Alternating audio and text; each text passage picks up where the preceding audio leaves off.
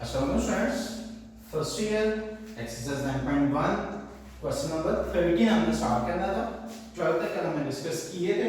अगर 13 की word problem को रीड आउट करें तो कह रहा है a circular wire of radius 6 cm is cut, straightened and then bent। Basically आप उसने तीन चीजें की हैं। उसने पहले कट किया, फिर उसे बेंड स्ट्रेट किया और फिर दोबारा बेंड किया। इट मींस कि वो पहले से एक सर्कल में है, ठीक है। So to lie along the circumference of a hoop of radius 24 centimeter और उसके बाद उसने hoop था जिसका radius 24 centimeter है, उसके along उसे bend किया। तो बेसिकली जो पहले आपको लेंथ गिवन है वो आपकी लेंथ होगी, जो भी उसका रेडियस गिवन होगा वो लेंथ होगा। hoop का रेडियस आपको गिवन है 24 centimeter। Find the length of the angle which is subtended to the center. आपने लेंथ फाइंड करनी है। अब क्योंकि जो वायर थी सर्कुलर वायर थी उसका रेडियस 6 सेंटीमीटर था। अब क्योंकि वो रेडियस था तो लेकिन आप उसको स्ट्रेट कर दिया तो उसको लेंथ बनना आ रही है। तो लेंथ हम कैसे फाइंड करते हैं? सर्कल में जब भी आपने लेंथ फाइंड करनी है फार्मूला होगा 2 पाई r के equal. 2 pi as it is radius आपका 6, रेडियस आपका 6, तो लेंथ क्या आ गई? लेंथ आ गई आपके पास 12 पाई। और स्टूडेंट्स आपको हुक का रेडियस गिवन है that is 24 and we know that l equals to r theta. So theta किसके इक्वल आ जाएगा? l ओवर r के। एंड वैल्यूज पुट करें और सिंपली सॉल्व हो गया। थीटा आपके पास क्या आ गया? पाई बाय 2 रेडियन। थीटा का क्या आ गया आपके पास? Pi by 2 radian. Students I guess इसमें कोई भी कंफ्यूजन नहीं होगी आप लोगों को। क्वेश्चन नंबर 14 देखें स्टूडेंट्स, आपके पास प्रूफ है और इंपॉर्टेंट है। तो स्टेटमेंट देखें सबसे पहले, show that the area of a sector of a circular region of radius r is 1 by 2 r square theta where theta is the circular measure of the central angle। तो students statement is the most important one. हमने क्या किया? हमने एक circle draw कर लिया जिसका radius r है। अब देखिए students central angle of the sector, sector क्या होता है? सेक्टर बेसिकली सर्कल के ऐसा पार्ट है जो सेंटर में से पास कर रहा है, ठीक है। इसके अलावा आपने इसकी डेफिनेशंस पढ़ी थी, सेगमेंट पढ़ा था, सेक्टर पढ़ा था। तो जो सेगमेंट है वो क्या होगा? वो भी एक पार्ट है सर्कल का, लेकिन वो सेंटर में से पास नहीं करता, ये सेंटर में से पास करता है। तो इस चीज को क्लियर कर लीजिएगा। अब वो आपसे कह रहा है, हम लेट कर लेते हैं कि आपके पास जो एरिया ऑफ सेक्टर है that is represented by a, क्योंकि हम एरिया हमेशा रिप्रेजेंट करते हैं a से। और आपने शो करना है कि एरिया ऑफ सेक्टर जो है that is equals to 1 by 2 r square theta. तो स्टूडेंट्स अगर आप सेंट्रल एंगल देखें, हमने लेट किया that is equals to theta. अब हमने रेशियो अप्लाई करनी है और हमने रेशियो किसकी अप्लाई करनी है? Area of sector divided by area of circle. Similarly इस साइड पर क्या आ जाएगा? Angle of sector divided by angle of circle. तो देखिए स्टूडेंट्स एंगल ऑफ सेक्टर का हमने रिप्रेजेंट किया था a से, तो उसको हमने रिप्लेस कर दिया a से। Area of circle and we all know that area of circle is equals to pi r square. और एरिया ऑफ सर्कल आपका इस साइड पे डिवाइड हो रहा है तो ऑब्वियसली साइड का क्या हो जाएगा? मल्टीप्लाई। तो पाई r स्क्वायर मल्टीप्लाई हो गया। एंगल ऑफ सर्कल थीटा था और एंगल ऑफ सर्कल आपका 2 पाई था, क्योंकि कंप्लीट सर्कल में जो एंगल बनता है वो हमेशा कितना होता है? वो 2 पाई होता है। तो हमने वैल्यूज पुट की, थीटा थीटा से कैंसिल आउट हो गया और आपका एरिया प्रूव हो गया that is equals to 1 by 2 r square theta के। सो स्टूडेंट्स ये प्रूव है, इसको बहुत ध्यान से देखिएगा और ये आपने लाजमी करना है। क्वेश्चन नंबर 15 देखें, statement two cities A and B lie on the equator such that their longitudes are 45 degree east and 25 degree west respectively. Find the distance between the two cities taking the radius of the equals to 6400 kilometers और radius 6400 kilometers होता है, ये आपने physics में prove भी किया है।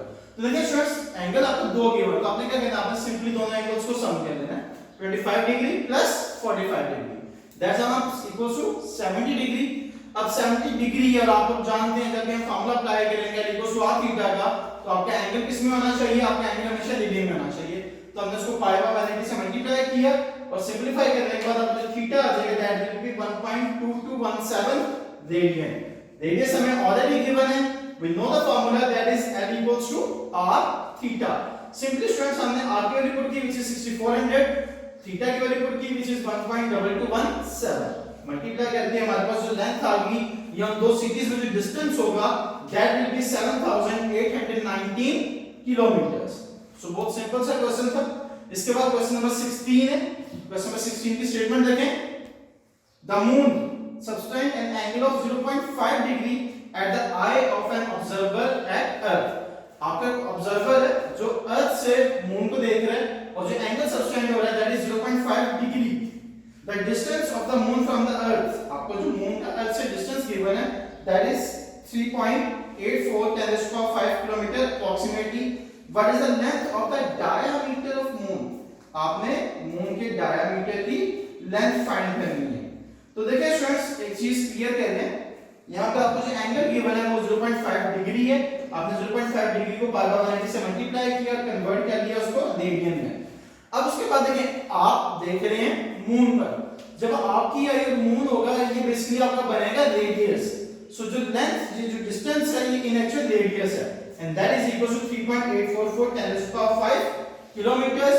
उसके बाद सिंपल फार्मूला अप्लाई करना है आपने, L equals to r theta, values put की and we have the answer and that length is equal to 3354 kilometers.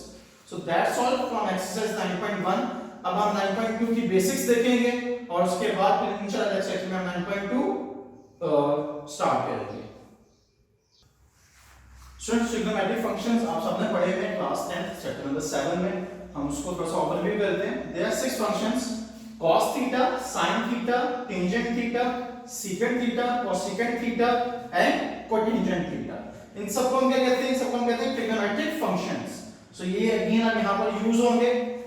sin theta that is equals to 1 by cosecant theta, similarly cos theta that will be equals to 1 by secant theta and tan theta that will be equals to 1 by cot theta. और ये vice versa भी होते हैं, it means कि cosecant theta equal होगा 1 bye sin theta. ये आपके पास formulas भी हैं, इन्हें एज अ फार्मूला याद कर लें, ये चीजें आपको क्लियर होनी चाहिए।